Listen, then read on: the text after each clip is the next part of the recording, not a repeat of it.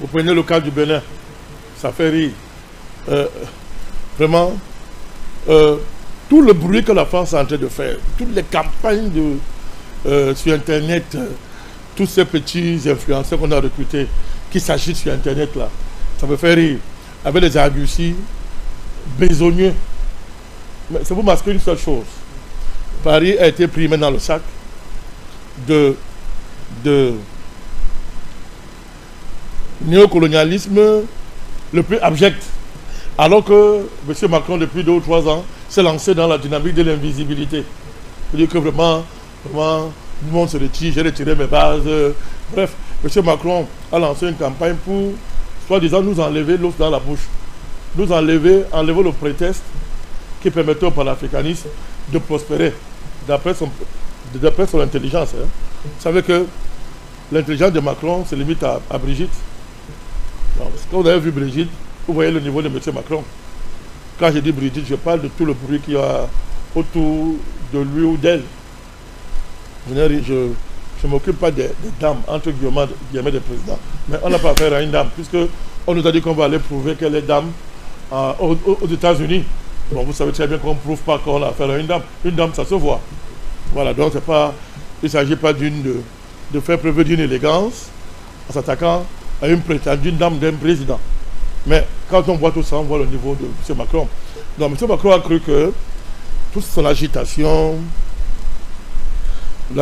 remettre les biens volés, et faire des fausses repentances, je reconnais ceci, Rwanda, Cameroun, etc., des fausses repentances, diminuer l'effectif des militaires dans les bases, bref, diminuer la présence militaire française dans l'Afrique sans rompre les accords de défense, la nuance est importante, etc.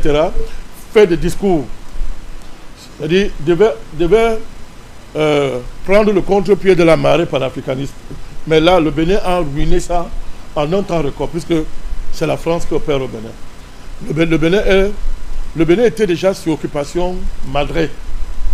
Bon, aujourd'hui, le Bénin est sous occupation en plein jour. C'est en plein jour. Donc, le syndrome ivoirien, la France est entrée de plein pied dans le même syndrome au Bénin. La crise béninoise de décembre 2025 a levé le voile sur un mensonge longtemps entretenu. La France n'a jamais quitté la Côte d'Ivoire. Ses soldats sont toujours là, prêts à intervenir dès que ses intérêts vacillent. Sous couvert de coopération, c'est un retour du colonialisme en treillis qui s'impose à nos nations. Mais cette fois, les peuples africains voient clair et refusent d'être les spectateurs impuissants de leur propre asservissement. Depuis des décennies, nous, Africains, croyons avoir tourné la page du colonialisme. On nous avait dit que la France n'avait plus de base militaire en Côte d'Ivoire, que l'armée française s'était retirée, que notre pays, enfin, reprenait le contrôle total de son territoire. Mais voilà que la crise béninoise de décembre 2025 vient déchirer le voile de cette illusion soigneusement entretenue. Des soldats français, prétendument absents, ont surgi du sol ivoirien pour prêter main forte au régime de Patrice Talon. Des soldats venus d'un pays qui nous jure, la main sur le cœur, avoir quitté la Côte d'Ivoire depuis des années. Alors, où est la vérité? Qui ment à qui? Et surtout, jusqu'à quand allons-nous accepter que nos terres soient des avant-postes déguisés de la puissance coloniale? Nous ne sommes pas naïfs. Nous savons que le colonialisme n'a pas disparu, il s'est transformé. Il ne se montre plus sous le visage brutal de l'occupation directe, mais sous celui plus discret et plus sophistiqué de la coopération militaire, des accords de défense et des partenariats économiques. Sous ces jolis mots se cachent les mêmes mécanismes d'hier, la dépendance, la peur, la soumission. Quand la France a prétendu rendre la base du 43e BIMA, elle n'a fait que déplacer ses pions. Elle a réduit la visibilité de sa présence, mais non sa puissance. Les uniformes ne marchent plus dans nos rues, mais les avions décollent toujours de nos aéroports, les officiers forment toujours nos armées, les renseignements français savent encore plus que nos propres services ce qui se passe chez nous. L'intervention des soldats français depuis la Côte d'Ivoire vers le Bénin est un aveu.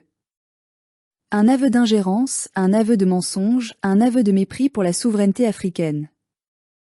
Car si la Côte d'Ivoire était vraiment libre, aucun soldat étranger n'aurait pu quitter son sol pour aller combattre sur un autre territoire africain sans autorisation claire et publique de l'État ivoirien. Mais où est passée cette autorisation? Qui l'a donnée? Le président Ouattara? Son gouvernement? Ou bien la France n'a-t-elle même plus besoin de demander la permission pour utiliser la Côte d'Ivoire comme base arrière?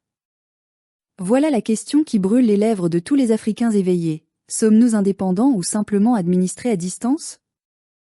Ce que nous voyons aujourd'hui au Bénin n'est pas une simple assistance militaire comme le diront les médias occidentaux. C'est une manœuvre géopolitique, un test grandeur nature pour jauger la résistance du peuple africain. Après le Burkina Faso, le Mali et le Niger, qui ont tourné le dos à la France et à ses armées, il fallait réaffirmer la présence coloniale quelque part. Et quoi de mieux qu'un pays docile, stable en apparence, dirigé par un président qui ne remet jamais en cause les alliances de l'ancien maître? Patrice Talon est devenu, malgré lui ou volontairement, le symbole de la continuité coloniale. Son silence face à cette intervention étrangère en dit long. En laissant la France agir ainsi, il a accepté que son pays redevienne un protectorat. Et que dire de la communauté internationale? Cette fameuse communauté qui s'agite à chaque fois qu'un militaire africain ose libérer son peuple, mais qui ferme les yeux quand un gouvernement légalement élu fait appel à une armée étrangère pour mater ses citoyens.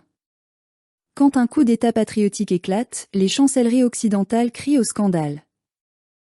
Mais quand la France envoie ses soldats, sans mandat, sans concertation, sur le sol africain, alors tout devient opération de sécurité. Ce deux poids deux mesures est la marque du néocolonialisme contemporain. Les grandes puissances occidentales ont compris que pour dominer un peuple, il suffit de contrôler son armée, sa monnaie et sa peur. La Côte d'Ivoire et le Bénin ne sont plus seulement des nations africaines, elles sont devenues des bases stratégiques. Des plaques tournantes de la nouvelle géopolitique du contrôle. On parle de coopération sécuritaire, mais dans les faits, ce sont des accords de servitude.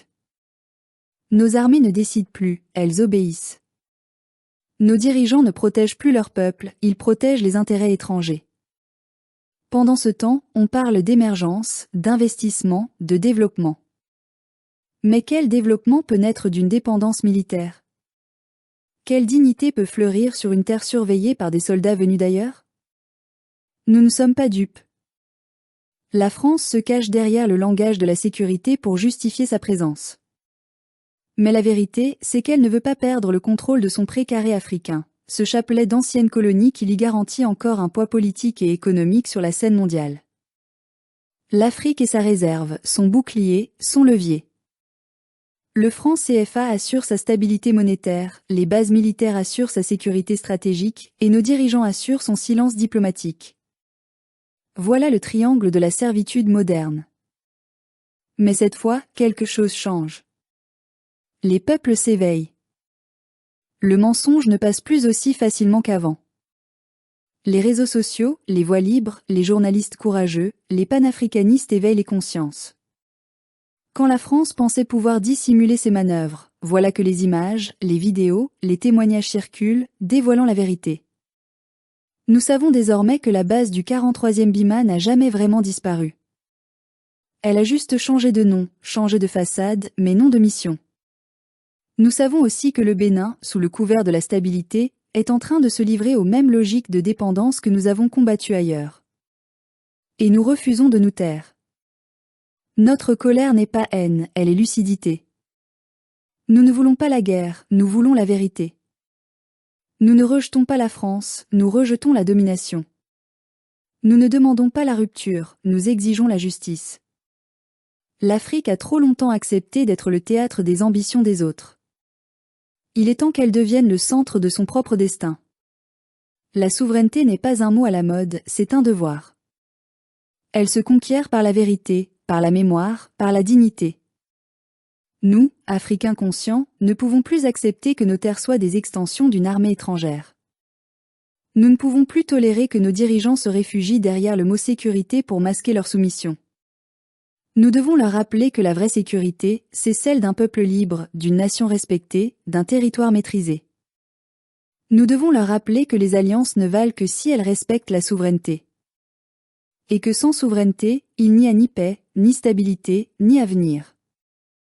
La crise béninoise n'est pas un incident isolé, c'est un signal d'alarme. Elle nous dit que la France n'a jamais quitté l'Afrique, qu'elle s'y accroche par d'autres moyens.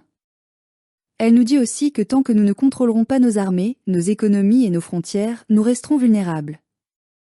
Mais elle nous dit surtout que la libération est possible, parce qu'elle commence toujours par la conscience. Et cette conscience, aujourd'hui, est vivante. L'Afrique n'est pas maudite. Elle est manipulée. Mais chaque génération a son combat, et le nôtre est clair, reconquérir notre souveraineté. Si la France refuse de nous respecter, nous la contraindrons à le faire par la force de notre unité. Si nos dirigeants refusent de nous défendre, nous leur rappellerons qu'ils ne sont pas des rois, mais des mandataires.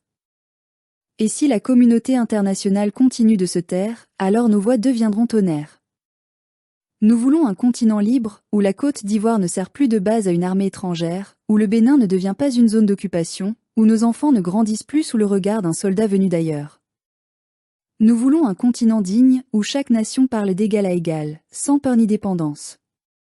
Car l'Afrique n'a pas vocation à être un champ d'expérimentation, mais une force souveraine. Et ce jour-là, le soleil se lèvera vraiment sur nos terres, sans ombre étrangère pour assombrir sa lumière.